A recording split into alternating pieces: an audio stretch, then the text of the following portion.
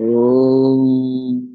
भूर्भुवः स्वः तत्सवितुर्वरेण्यं भर्गो देवस्य धीमहि धियो यो नः प्रचोदयात्।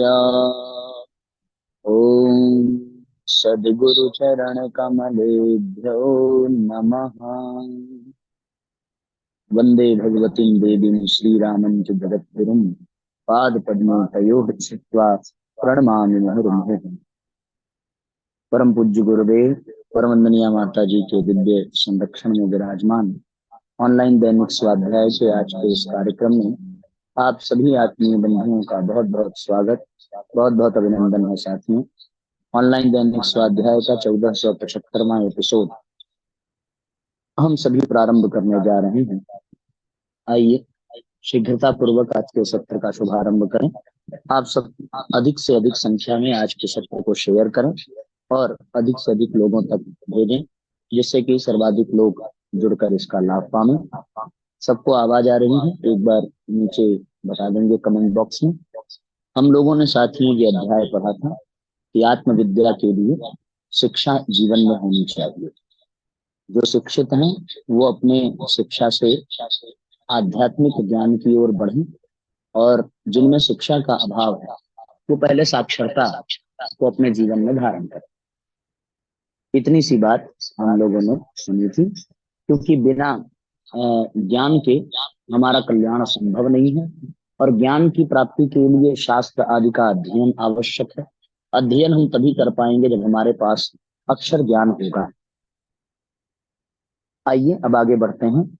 धर्म के आधार पर विकसित होने वाली परमार्थ प्रवृत्ति को लोक मंगल में नियोजित करना आत्मविद्या का मूलभूत प्रयोजन है। उसे इन दिनों पूरी तत्परता में साथ इसी भूल सुधार में लगना चाहिए। पिछले दिनों के भटकाव को सुधारना ही इन दिनों धर्म क्षेत्र के लिए सर्वोत्तम प्रायश्चित होगा। खोई हुई आस्था और प्रतिष्ठा को वह इसी आधार पर पुनः वापस लाने में समर्थ होगा। जिन्हें सचमुच विद्या से प्रेम है, उन्हें वर्तमान धर्म शिक्षा में महत्वपूर्ण परिवर्तन करने के लिए आगे आना चाहिए। बुद्धि, प्रतिभा, समय, श्रम और धन का जो जितना बड़ा अंश लोक मंगल के लिए नियोजित कर सके, उसे उतना ही बड़ा धर्मात्मा माना जाए। पिछले अंधकार युग की सामाजिक एवं बौद्धिक विकृतियां इतनी अधिक अभी भी भरी हुई हैं कि उनकी सफाई में भारी प्रयत्न करने की आवश्यकता है। उत्कृष्ट चिंतन और आदर्शवादी कर्तृत्व को जनसाधारण के दृष्टिकोण, स्वभाव एवं अभ्यास में ध्यान दिलाने के लिए घनघोर प्रयास करने होंगे। इसके लिए प्रत्येक धर्म प्रेमी को सामयिक कर्तव्य समझकर सर्वतोभावेन संलग्न होना चाहिए। धर्म शिक्षा का, आत्मविद्या का शिक्षण इन दिनों इसी केंद्र पर केंद्रित रहना चाहिए।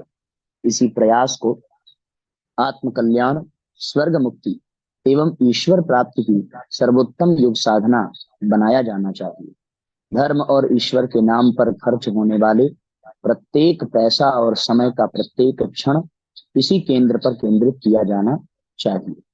वानप्रस्थ परंपरा इसीलिए थी कि अधेड़ होने तक मनुष्य अपने पारिवारिक उत्तरदायित्वों से निवृत्त हो ले और जीवन का उत्तरार्ध लोक मंगल के लिए उत्सर्ग करे। इस परंपरा को पुनर्जीवित करने की आवश्यकता है, ताकि सुयोग्य, अवैतनिक, भावनाशील, अनुभवी, सार्वजनिक कार्यकर्ताओं की सेना का उद्भव फिर शुरू हो जाए और उसके द्वारा सामाजिक, नैतिक एवं बौद्धिक क्रांति की सर्वतोमुखी नवनिर्माण की आवश्यकता को पूरा किया जाना सहज ही संभव हो सके। शिक्षा और विद्या में परिवर्तन और सुधार ही मानवीय प्रगति का मूलभूत आधार। विश्व कल्याण, शांति की उभय पक्षीय प्रयोजन शिक्षा और विद्या के परिष्कार पर अवलंबित है। इस तथ्य को जितनी जल्दी समझ लिया जाए उतना ही उत्तम। शिक्षा हमें विद्योपार्जन के योग्य बनाती है। व्यक्तित्व विकास का वह प्राथमिक सोपान है। विद्या का उद्देश्य सूक्ष्म जगत में प्रवेश की उसकी अनुभूति, संवेदना की सामर्थ्य उत्पन्न करना है। शिक्षा स्थूल जगत के व्यावहारिक क्रियाकलापों की विधि सिखाती है। विद्या सूक्ष्म जगत के भावनात्मक विस्तार का परिचय कराती है और आस्थाओं का उत्कृष्ट परिपक्व बनाती है। शिक्षा पदार्थ से संबंधित जानकारी देती है। विद्या चेतना की अनुभूति एवं ज्ञान में समर्थ बनाती है। शिक्षा का क्षेत्र है भौतिक जगत, विद्या का क्षेत्र है इस भौतिक जगत से परे का कोई रहस्यमय संसार नहीं। इसी भौतिक जगत के अंतराल में निरंतर क्रियाशील सूक्ष्म जगत है, जो चेतना, भावना एवं आस्था द्वारा ही श्रेय है। आप देख सकते हैं साथियों, यहाँ पर पूज्य गुरुदेव लिखते हैं कि धर्म में आज जो विडंबनाएं, जो विकृतियां आ गई हैं, उनको ठीक करना ही आज का सबसे महत्वपूर्ण कार्य है, और उसके लिए वास्तविक ज्ञान का होना आवश्यक है। वास्तविक ज्ञान हमें विद्या से प्राप्त होगा, और विद्या शास्त्र अध्ययन, चिंतन मनन, सत्संग से प्राप्त होगा। इसके लिए शिक्षा आवश्यक है। शिक्षा और विद्या के कुछ मूलभूत अंतर पूज्य गुरुदेव ने यहाँ बताए हैं। शिक्षा का तात्पर्य भौतिक जगत से है, विद्या का तात्पर्य चेतना जगत से है। शिक्षा स्थूल जगत का परिचय कराती है और विद्या सूक्ष्म जगत में प्रवेश दिलाती है। शिक्षा से हम पदार्थों में लाभ पा सकते हैं, पर विद्या हमें चेतनात्मक लाभ प्रदान करती है। विद्या वो है जो चेतना, भावना और आस्था द्वारा ही समझी जाती है। सूक्ष्म जगत के जीवन पर प्रकाश डालने वाले ग्रंथों में C.W. लेडवीटर की the other side of death और श्रीमती एनी बेसेंट की लाइफ आफ्टर डेथ अधिक प्रख्यात है। उन्होंने भौतिक जगत के अंतराल में विद्यमान सूक्ष्म लोक के अस्तित्व पर विस्तार पूर्वक प्रकाश डाला है और कहा है कि उसमें आत्माएं सूक्ष्म शरीर में उसी प्रकार निवास करती हैं जैसे कि हम लोग स्थूल शरीर से इस प्रत्यक्ष संसार में जीवन यापन करते हैं। मैडम ब्लावटस्की, कर्नल आलकाट आदि ने इस संदर्भ में अपनी मान्यताओं का विस्तार पूर्वक उल्लेख किया है। 7 लोकों की तरह आत्मा के भी 7 शरीर हैं। स्थूल शरीर को क्रिया लोक कह सकते हैं, सूक्ष्म शरीर को विचार लोक कह सकते हैं, और कारण शरीर को भावना लोक। ये मोटी 3 परतें हैं, पर यदि इनकी बारीकी से विश्लेषण किया जाए तो वे 3 न रहकर 7 हो जाती हैं। विभिन्न नाम हैं, इनमें से प्रत्येक परत अधिक शक्तिशाली और अधिक संवेदनशील है। हम स्थूल से सूक्ष्म की परतों में और जितना अधिक प्रवेश करते हैं, उतना ही अधिक गहरी सशक्तता का समुद्र लहलहाता दिखता है। चेतना के विकास का लक्षण यही है कि असीम से आगे बढ़कर असीम में प्रवेश करें। चिंतन की दृष्टि से इसमें आत्मविस्तार कह सकते हैं।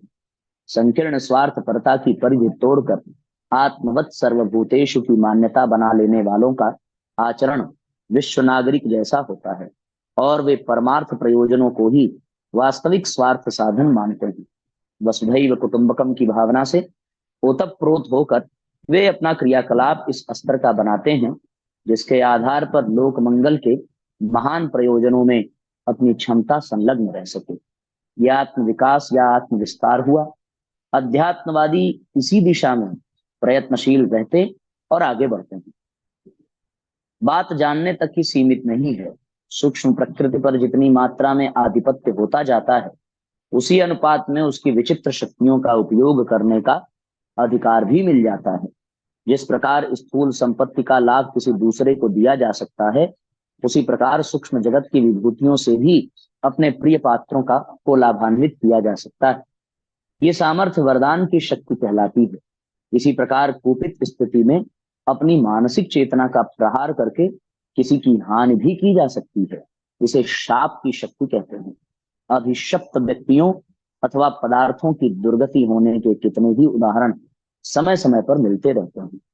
ब्रह्म चेतना में प्रवेश करके हम उच्च स्तरीय, अति मानवीय, उत्कृष्ट भाव चिंतन उपलब्ध कर सकते हैं।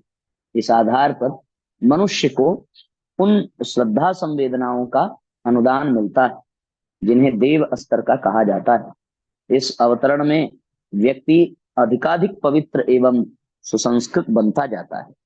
आत्मीयता का विस्तार होने से संकीर्ण स्वार्थपरता झड़ने लगती है और उसके स्थान पर सबको अपने में और अपने को सब में देखने का दृष्टिकोण विकसित होता है। ऐसी स्थिति में दूसरों के दुखों को बंटा लेने और अपने सुखों को बांट देने की नीति अपनाने के अतिरिक्त और कोई चारा नहीं रह जाता। दया, करुणा, उदारता जैसी सद्भावनाएं अंतःकरण में उपजती हैं और सद्भावनाओं का विस्तार होने, लोक मंगल के प्रति अधिकाधिक रुचि बढ़ने, परमार्थ परायण, सेवा, सहकारिता, चरितार्थ करने में रस लेने की प्रवृत्ति स्वयं ही बढ़ती जाती है। व्यक्तियों में सहृदयता, सज्जनता, आदर्शवादी चरित्र निष्ठा भरती और बढ़ती चली जाती है। सत प्रयोजनों को अपनाने में एकाकी बढ़ चलने का शौर्य साहस विकसित होता है। अनीति अपनाने वाली दुनिया का बहुमत एक और उसको नीति निष्ठा एकाकी अपने स्थान पर अंगत के पैर की तरह अड़ी रह सकती है। अविवेक का अंधकार उसे प्रभावित नहीं करता। कौन क्या कहता है उसे इसकी तनिक भी परवाह नहीं होती। ईमान और भगवान का अनुकूल रहना उसे अपने क्रियाकलाप को अपनाने में पर्याप्त प्रतीत होता है। अन्य लोग समर्थन करते हैं या विरोध, इसकी उसे रत्ती भर भी चिंता नहीं रहती। ब्रह्मपरायण व्यक्ति की आत्मचेतना में उच्च स्तरीय सद्भावनाएं और सत्प्रवृत्तियां बढ़ती और भरती चली जाती हैं। अतिमानव में यही विशेषताएं होती हैं। देवात्माओं में यही गुण पाए जाते हैं। मनुष्य अन्य प्राणियों से ऊंचा अपनी शरीर रचना अथवा बुद्धि कौशल के कारण नहीं बना है। उसकी प्रगति का मूल कारण सहकारिता, सद्भावना एवं उदार चरित्र निष्ठा जैसी सद्भावनाओं में सन्निहित है। इन्हीं विशेषताओं के कारण उनके लिए पारिवारिक, समाज एवं शासन की संरचना करना संभव हुआ। सामूहिक प्रयत्नों का ही फल है कि शिक्षा, चिकित्सा, व्यवस्था, उत्पादन, व्यवसाय, विज्ञान जैसी उपलब्धियां संभव हो सकी। पारस्परिक आदान प्रदान की विशेषता ने पूर्वजों के अनुभवों से अगली पीढ़ियों को लाभान्वित किया है। उपार्जन का लाभ सबने मिलजुल कर उठाया है। स्वार्थपरता, लिप्सा और उच्छृंखलता को नैतिक अनुशासन के सहारे कुचला और उदार सहकारिता को कष्ट सहकर भी स्वीकार किया है। मानवीय प्रगति के यही आधार हैं। ऐसी ही उत्कृष्ट भाव संवेदनाओं को मानवता कहा जाता है। शरीर बल और बुद्धि कौशल का दृष्टि से अन्य प्राणी भी अपनी अपनी स्थिति में आवश्यकता के अनुरूप पर्याप्त सामर्थ्य संपन्न है। हाथी, वेल और सिंह की तुलना में मनुष्य का शरीर बल तुच्छ है। हिंस पशुओं की आक्रमण चतुरता और शाकाहारियों की आत्मरक्षण कुशलता के दाव पेचों को देखकर लगता है उस क्षेत्र में उनका बुद्धि वैभव मनुष्य से पीछे नहीं, आगे ही है। ऋतु प्रभावों एवं क्षुधा, पिपासा जैसी शारीरिक आवश्यकताओं को सहन करने की तितिक्षा शक्ति अपेक्षाकृत मनुष्यों पशुओं में अधिक है। बंदर की तरह पेड़ पर चढ़ना, हिरण की तरह कुलाचे भरना, पक्षियों की तरह आकाश में उड़ना मनुष्य से कहाँ बन पड़ता है। चींटी, दीमक, मकड़ी, मधुमक्खी जैसे छोटे कीड़ों में ऐसी कितनी विशेषताएं पाई जाती हैं जो मनुष्य को शायद कभी भी उपलब्ध न हो सकेंगी। कितने ही पक्षी अपने नियत समय पर हजारों मील लंबी यात्राओं पर निकलते हैं और बिना राह भूले अभिष्ट स्थानों पर प्रवास की अवधि पूरी करके अपने पूर्व स्थानों पर वापस आ जाते हैं। मनुष्य इन विशेषताओं की दृष्टि से काफी पीछे है। फिर अन्य प्राणी क्यों प्रगति पथ पर आगे न बढ़ सके और मनुष्य सृष्टि का मुकुटमणि कैसे बन गया? इस प्रश्न का एक ही उत्तर है, उसकी सद्भाव संपन्नता, आत्मिक उत्कृष्टता। अध्यात्म विद्या, विज्ञान का, ब्रह्म विद्या का एकमात्र लक्ष्य इस सद्भाव संपदा की मात्रा बढ़ाते चलना है। ईश्वर का अधिकाधिक सघन संपर्क इसी प्रयोजन के लिए अभिष्ट होता है। ईश्वर प्राप्ति के लिए की जाने वाली विविध साधनाएं किस मात्रा में सफल हो रही हैं, इसकी एकमात्र कसौटी यही है कि उस व्यक्ति के अंतःकरण में निर्मलता एवं कोमल संवेदनाओं का परिमाण कितना बढ़ा। यदि भीतरी स्वार्थपरता और निष्ठुरता यथावत बनी रहे तो समझना चाहिए कि ईश्वर प्राप्ति के लिए किए जाने वाले साधनात्मक प्रयत्नों का कोई परिणाम नहीं निकला। मनुष्य की श्रेष्ठता का यदि आधार ढूंढा जाए तो वह उसकी उन प्रदीप्त सद्भावनाओं में ही देखा जा सकता है जो अपनी प्रखरता के कारण सत्प्रवृत्तियों में परिणत हुए बिना रह ही नहीं सकता।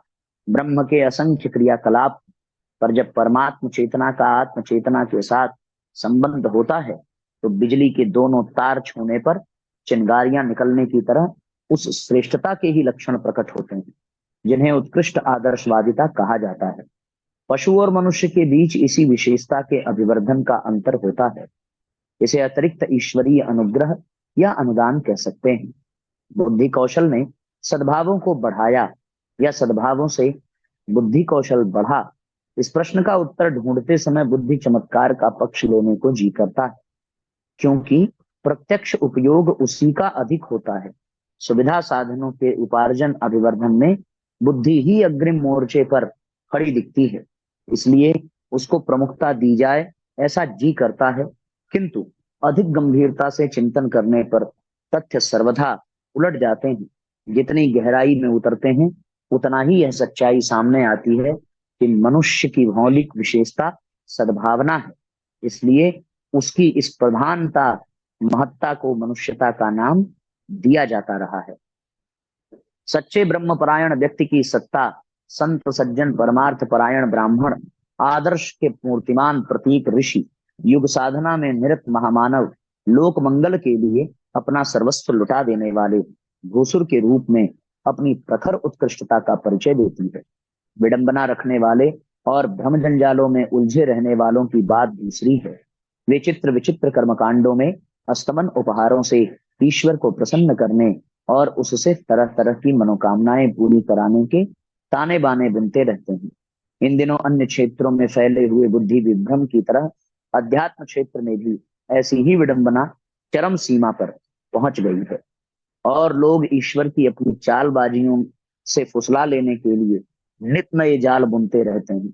इस बाल बुद्धि से किसे कितना प्रतिफल मिलता है इसे तो वे ही जाने, पर तथ्य ये है कि यथार्थवादी ईश्वर भक्ति का परिणाम एक ही है। अंतःकरण की सद्भाव संपदा का अधिकाधिक विस्तार और परिष्कार। यह वैभव जिन्हें भी प्राप्त होता है वे देव मानव होकर जीते हैं, अपने समीपवर्ती वातावरण को स्वर्ग तुल्य सुख शांति से घिरा हरा भरा बनाते हैं, स्वयं असीम आत्म संतोष और सघन जन सम्मान प्राप्त करते हैं। समस्त विश्व उनकी कृतियों का कृतज्ञ रहता है। जनमानस को उनके द्वारा प्रबल प्रेरणा होती है और सामयिक विकृतियों के समाधान में वे आशातीत योगदान देते हैं। जीवन के को सच्चे अर्थों में धन्य बनाने का यही सफल साधन है। बहुत सुंदर संदेश है साथियों इन पंक्तियों का। अंतःकरण को सद्भाव संपन्न बनाना, अधिकाधिक आत्म विस्तार आत्म परिष्कार, यही जीवन का लक्ष्य होना चाहिए। और इसके लिए वास्तव में ईश्वर से संबंध बना करके रखना और किस प्रकार का संबंध बनाना, कौन से सिद्धांतों को जीवन में अपनाना, ये सारे महत्वपूर्ण सूत्र हमें इस अध्याय से प्राप्त हो रहे हैं। हमें एक एक पंक्ति के एक एक संदेश को साथियों जीवन में बार बार चिंतन कर करके हृदयंगम करने की आवश्यकता है। ऐसे व्यक्तियों की चेतना मल आवरण विक्षेपों से रहित होकर जो निर्मलता प्राप्त करती है, उससे ब्रह्म चेतना यथेष्ट मात्रा अपने में धारण कर लेना संभव हो जाता है। इस संपदा का परिचय देवात्माओं के ऐसे महान कृत्यों द्वारा मिलता है जिन्हें सामान्य स्तर के व्यक्ति असामान्य, असंभव और चमत्कारी मानते हैं। कभी कभी वे भौतिक क्षेत्र में भी अपनी विशिष्टता के लिए ऐसे परिचय देते हैं जिन्हें रिद्धि सिद्धि की विशिष्टता कहा जा सकता है। अंतरात्मा में बढ़ती हुई विवेकशीलता जब दूरदर्शिता अपनाने और दृष्टिकोण को परिष्कृत करने में सफल होने लगे तो जानना चाहिए ब्रह्म चेतना का अवतरण हो रहा है और मनुष्य आत्मिक प्रगति की दिशा में निश्चित रूप से बढ़ रहा है। ऐसे व्यक्तियों की इच्छा आकांक्षाएं वासना तृष्णा की क्षुद्रता से ऊपर उठती ही हैं। उन्हें लोभ मोह के कीचड़ में सड़ते रहने की दयनीय दुर्दशा असह्य हो उठती है। पेट और प्रजनन तक जीवन संपदा को नियोजित किए रहने में उन्हें घाटा ही घाटा दिखता है।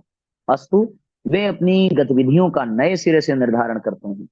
विश्व मानव की सेवा साधना में ही उन्हें जीवन संपदा की सार्थकता दिखती है। अस्तु निर्वाह की आवश्यकताओं को सीमित करते हैं, सादगी में रहते हैं, मितव्ययिता बरतते हैं। परिवार के पिछले उत्तरदायित्वों के निर्वाह में ही जब कमी रह जाती है तो नए बच्चे कच्चे पैदा करते जाने की मूर्खता तो उनसे बन ही नहीं पड़ती। भौतिक ऐषणाओं को निग्रहित करने के उपरांत ही इतनी कुछ सामर्थ्य बच सकती है जिसके सहारे आत्मिक प्रगति के लिए, ईश्वर प्राप्ति के लिए अनिवार्य रूप में आवश्यक आदर्शवादी परमार्थ परायणता को अपनाया जाना संभव हो सके। सच्ची ईश्वर भक्ति इसी प्रकार किसी सच्चे भक्त पर अवतरित होती है और जीवन की दिशा धारा बदल डालने के रूप में अपने अस्तित्व का परिचय देती है। इस तरीके से साथियों, जीवन धारा को उत्कृष्टता की इस दिशा में मोड़ देना ही विद्या का लक्ष्य है। उसे ही ब्रह्म विद्या या आत्मविद्या, आत्मविज्ञान कहा जाता है। तो आप समझ गए होंगे कि वास्तव में शिक्षा क्या है और विद्या क्या है, विद्या का लक्ष्य क्या है, विद्या का जीवन में प्रभाव क्या है, आदि आदि बातें आपने सुनी। तो आज के इस सत्र को हम यहीं पर विश्राम देंगे। आज का स्वाध्याय साथियों, परम पूज्य गुरुदेव की तपोभूमि, जहां उन्होंने 24-24 लाख के 24 पुरस्चरण और उसकी महापूर्णाहुति की, जहां 800 वर्ष से लगातार जल रही अखंड अग्नि स्थापित है, जहां 2400 तीर्थों का रज और जल स्थापित किया हुआ है, जहां पूज्य गुरुदेव ने 24 दिनों तक जल उपवास करके, कठोर साधना करके गायत्री माता की प्राण प्रतिष्ठा की है, वह तपोभूमि, वह तपस्थली से आज स्वाध्याय का प्रसारण आप सबके लिए किया जा रहा है। गुरु सत्ता का यह दिव्य ज्ञान आपके जीवन में सद्भाव, सद्ज्ञान को प्रदान करे। इस विश्वास के साथ, इस प्रार्थना के साथ गायत्री मंत्र ओम भूर्भुवः स्वः तत्सवितुर्वरेण्यं